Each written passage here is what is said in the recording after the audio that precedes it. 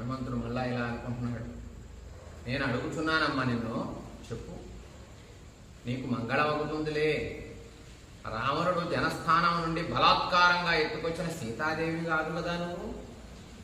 రావణేన జనస్థానాత్ బలాదపహృతాయని, అపహరించుకుపోయాడు కదా రావణాసురుడు రాముడి భార్యని జనస్థానం నుండి.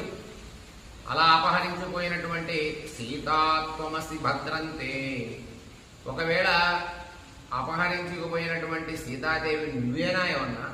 భద్రంతే, ఒకవేళ నీవే అయితే నీకు శుభం కలుగుగాక, నీకు మంగళం కలుగుగాక. తన్మాయా చక్షపృచ్ఛత అని హనుమంతుడు అడగటం జరిగింది. ఒకవేళ నీవే అయితే కనుక నీకు శుభం అవ్వాలమ్మా, నీవు రాజకన్యలాగా చక్రవర్తి భార్యలాగా కనబడుతున్నావు, నాకు అనుమానంగా ఉంది అని హనుమంతుడు సీతాదేవితో అన్నాడు.